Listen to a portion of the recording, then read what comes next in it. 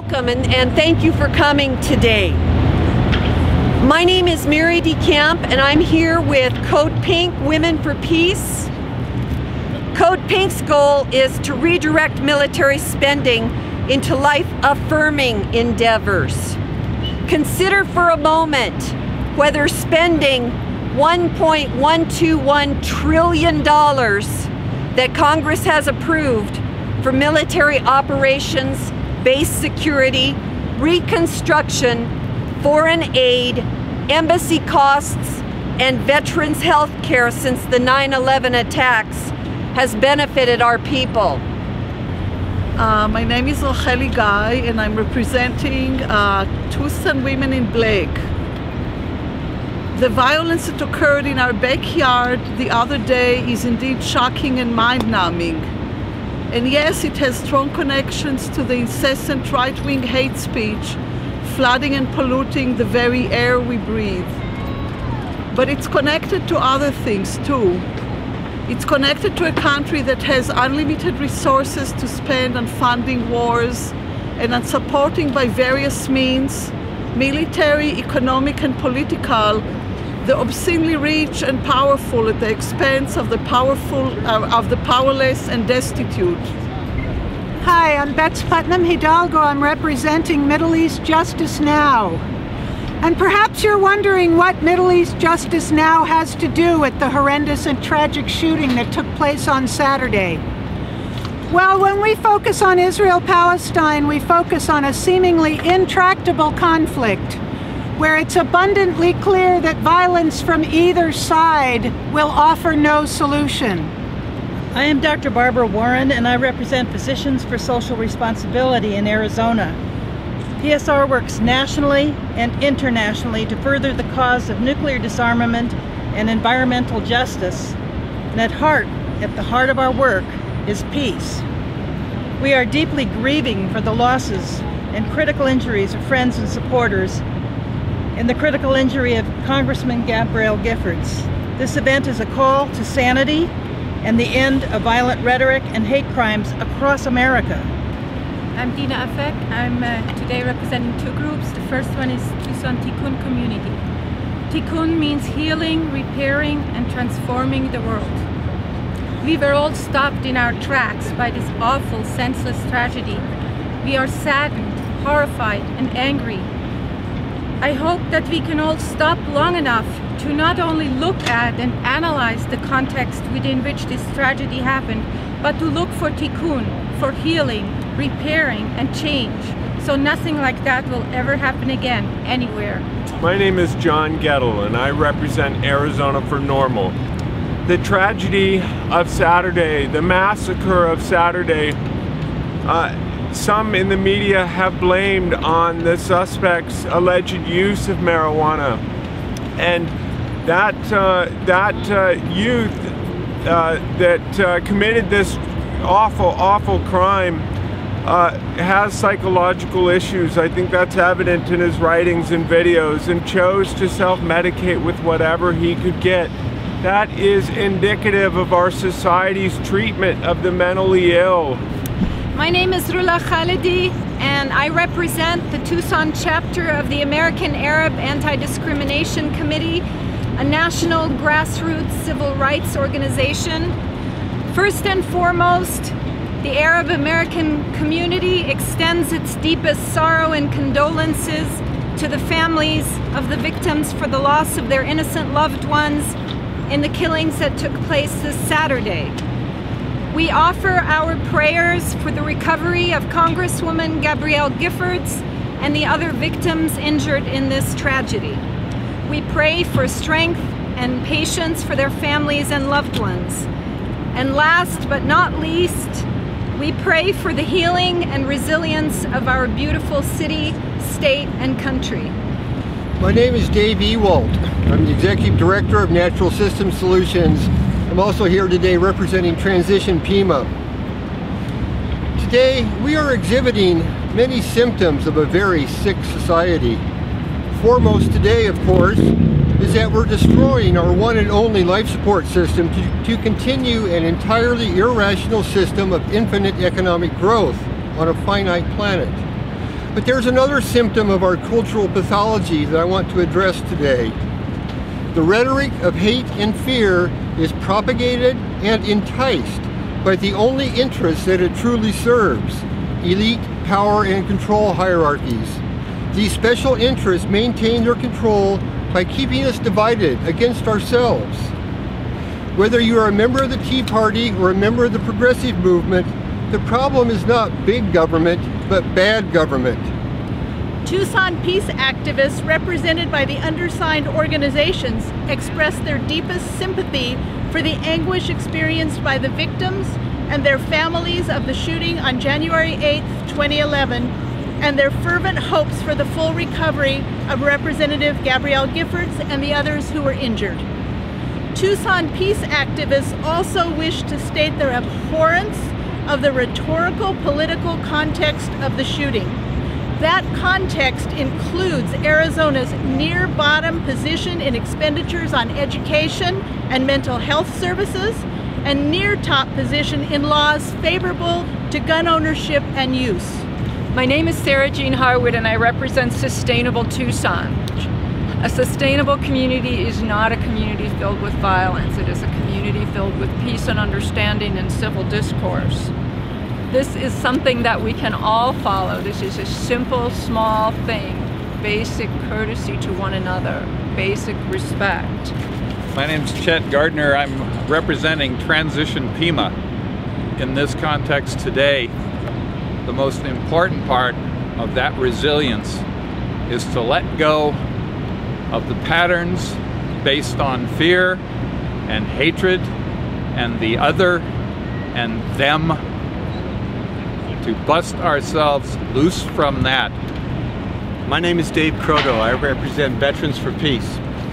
And I wish to reiterate what we just heard about why we're here as activists in the peace movement.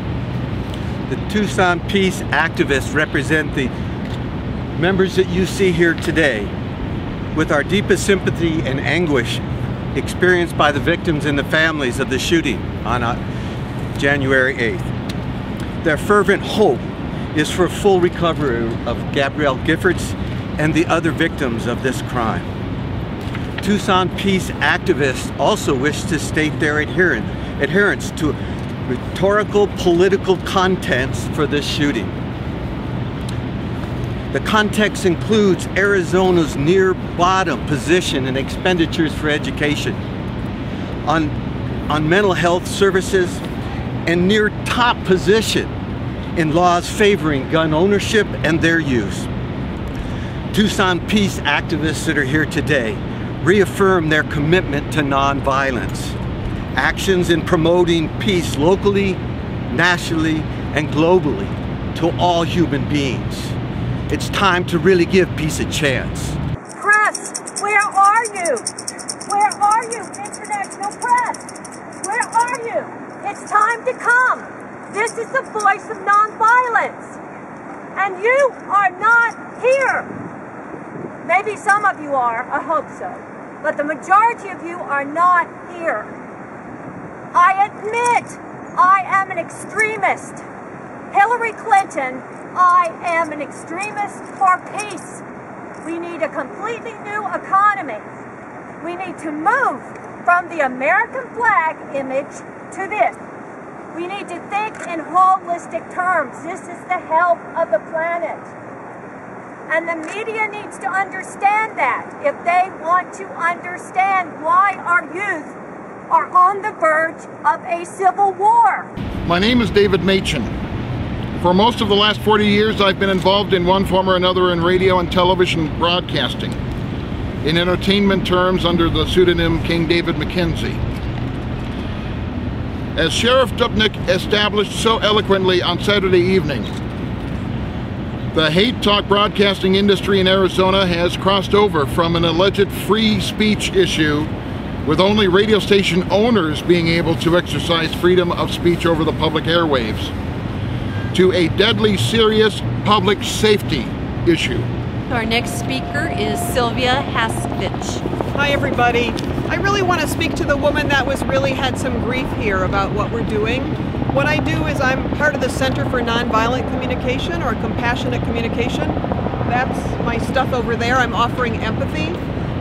To me, what this is about is we all need empathy. We all need to know that what's happening for us has been heard, that we can really connect with the pain in us, so that we don't lash out in ways that are not connecting.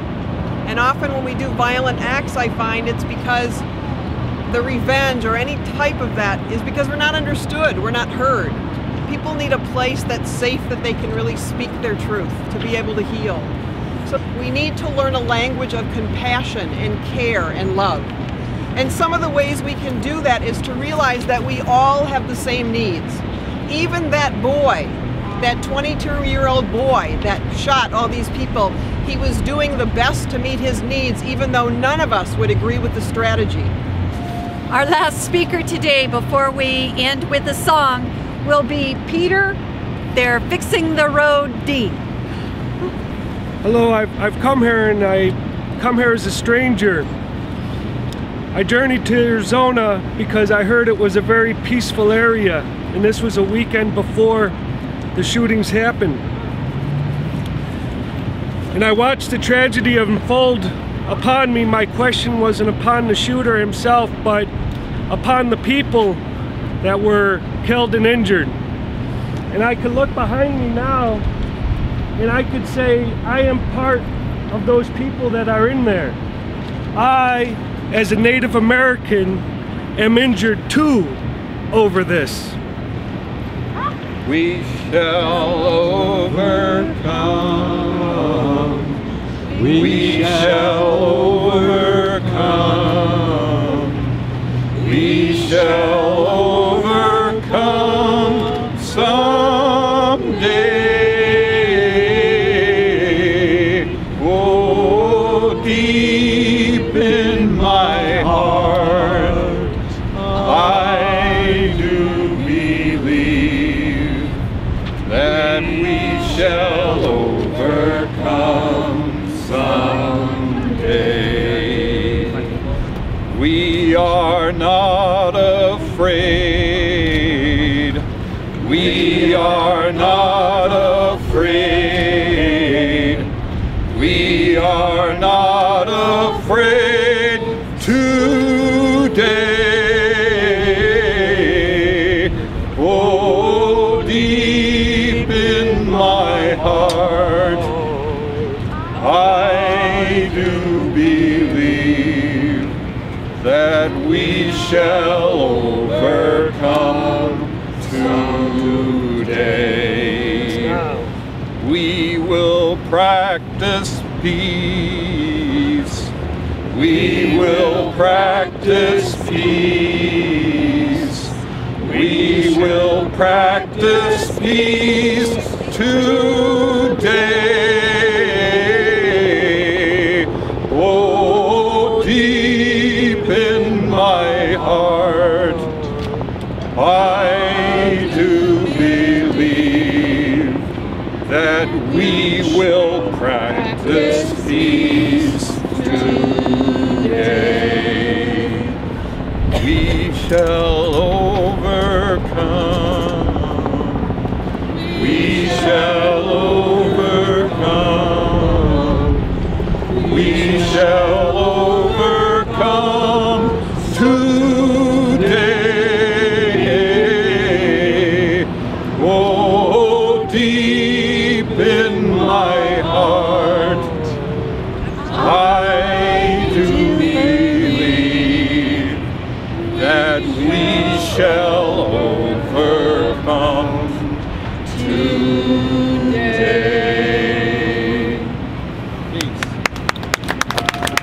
Peace in your hearts. Thank you all.